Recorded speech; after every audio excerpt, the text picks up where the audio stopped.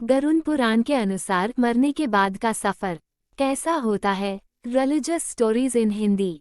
हिंदू पुराणों में कई ऐसी चीजें हैं जिसे किसी ने देखा तो नहीं, लेकिन फिर भी उसके मिले कुछ सबूतों और बूढ़े बुजुर्गों की बातों से इन पर लोगों का विश्वास होता है। ऐसे बहुत चीजों के बारे में आपने भी कहीं ना कहीं से सुना या फिर काल्पनिक तौर पर देखा तो होगा। तो इन्हीं में से एक है यमराज का लोक, जिसे पुराणों में नाम दिया गया है यमलोक। तो आज हम आपको अपने इस कहानी में यमलोक के बारे में बताएंगे। हम जो भी बताने जा रहे हैं उसका आधार गरुड़ पुराण ही है। जी हाँ, साइंटिफिकली यह बात तो सच है कि कौन जानता है या किसने देखा है कि मरने के बाद आत्मा कहाँ जाती है या कहाँ नहीं, ये तो वो मुर्दा ही बता सकता है। लेकिन वो कैसे बताएगा। जी हाँ, विज्ञान भी आत्मा को मानता है और साबित कर चुका है। बस फर्क इतना है कि वो इसे एक एनर्जी या ऊर्जा बोलते हैं और हम लोग इसे आत्मा या रूह मानते हैं। तो इन्हीं रूह की एक ऐसी दुनिया के बारे में बताएंगे जहां पर पापी आत्माओं को उनके किए गए पापों के अनुसार, मतलब गरुड़ पुराण के अनुसार, यमलोक में यातनाएं दी जाती है। और यातनाएं भी ऐसी कि सुनकर रूह कांप उठे। गीता में भगवान श्री कृष्ण ने कहा है कि संसार का सबसे बड़ा सत्य यही है कि कोई भी व्यक्ति खुद को मरता हुआ नहीं देखता। व्यक्ति दूसरों को मरता हुआ देखता है तो उसे कुछ पल के लिए डैक होता है, उस समय वह घबराता भी है कि उसे भी एक दिन मरना होगा। दोस्तों, मौत कब दबे पांव आकर किसे ले जाए ये तो कोई भी नहीं जानता।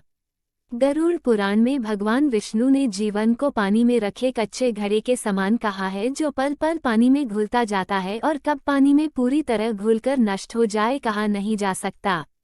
हर जीव, चाहे वह पशु हो या मानव, सभी को एक दिन शरीर त्याग कर परलोक जाना ही पड़ता है। परलोक का सफर बड़ा ही कष्टकारी और दुखद होता है।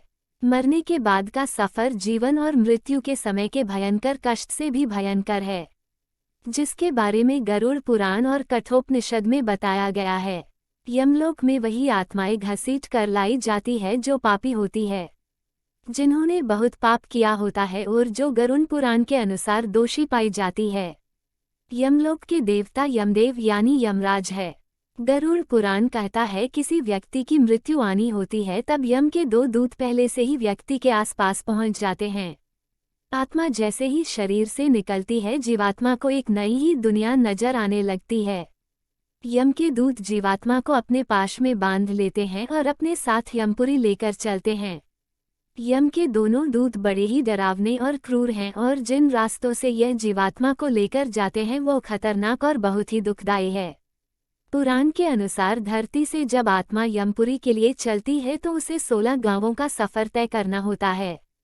जीवन में अपने कर्म के अनुसार मनुष्य को इन सभी गांवों में अलग अलग प्रकार के कष्टों का सामना करते हुए अंत में यमपुरी पहुंचना होता है।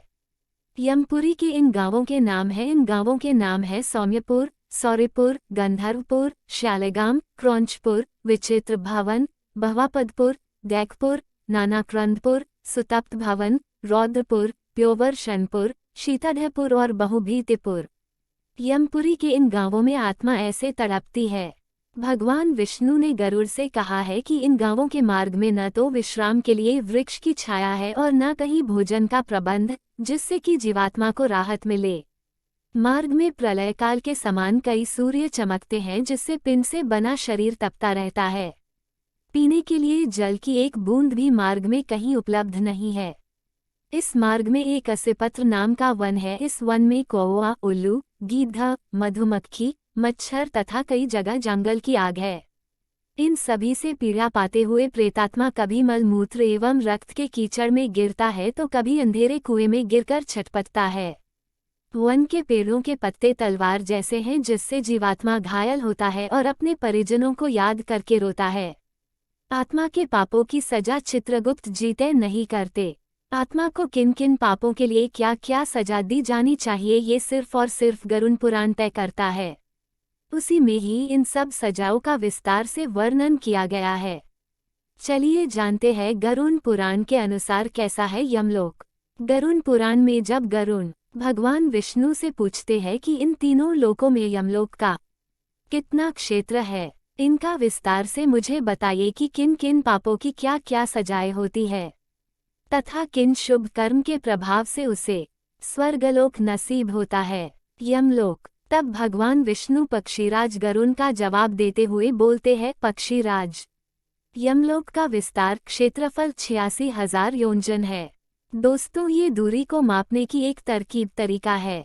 ये दूरी को मापने की एक प्राचीन वैदिक इकाई है। हम आपको बता दें कि आज के समय से तुलना करें तो एक योजन 1000 किलोमीटर के बराबर माना जाता है।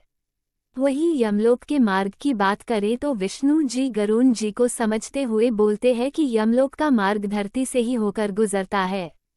यमलोक का यह मार्ग पिघले हुए जलते हुए लावा की तरह है, जो देखने में महाभयंकर है। यमलोक के मार्ग कांटों से भरा हुआ है और भूमि मानो अग्नि लावा की तरह गर्म है। यहाँ ना तो कोई वृक्ष की छाया है और ना ही जल दिखाई देता है। दूसरी तरफ कुछ और आगे जाकर दर्दनाक ठंड से जीवात्मा कांप उठती है। इस मार्ग पर जाने वाली आत्मा दया की भीख मांगते हैं। विष्णु जी कहते हैं, गरुण पुराण के अनुसार जिसका जैसा पाप होता है उसे उतनी ही यातना झेलनी होती है। वही दूसरी तरफ जिसके कर्म अच्छे होते हैं उसके लिए यह मार्ग कठिन नहीं होता, उसे यह मार्ग स्वर्ग की तरह प्रतीत होता है। पुण्य आत्माएं जिसने धरती पर जी भी वस्तु का दान दिया होता है उसे वो इस मार्ग पर उपस्थित मिलती है। ऐसी पुण्य आत्माएं स्वर्ग जाती है और उनका अप्सराएं तथा गंधर्व स्वागत करती है।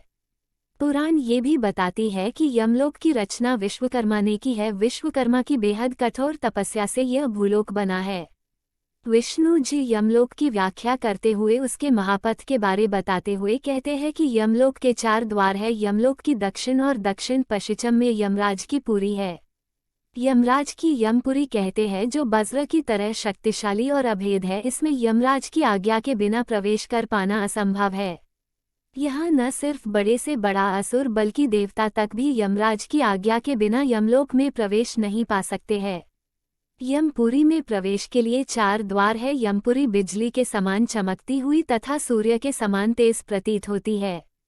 इस यमपुरी में यमराज और उनके सभी दूतों के भवन है। यमपुरी के बीचों बीच चित्रगुप्त का दिव्य और आलीशान भवन है। ये भवन बड़ा ही मनोहर और ध्वजों से सजा हुआ है। आने जाने वाले सैकड़ों गलियों वाले इस भवन में लगातार वाद्य यंत्रों की आवाज गूंजती रहती है।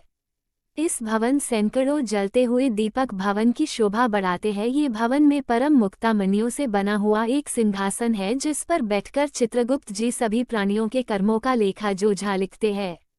यमराज का महल। इसके बाद भगवान विष्णु गरुण को यमराज के महल के बारे में बताते हुए कहते हैं कि यमराज का भवन सोने के समान चमक वाला है। हजारों योजन में बने इस भवन को लाखों मणियों और पताकाओं से सजाया गया है। 500 योजन में हजारों खंभों के ऊपर बना ये भव्य महल साथ ही साथ लगातार बजने वाली ध्वनियां इस महल को संगीतमय बनती है। इसके साथ साथ यमराज की सभा और उनके सिंहासन का वर्णन भी किया गया है, जिसे गरुड़ पुराण में विष्णु जी इसे यमराज का मंदिर भी कहते हैं।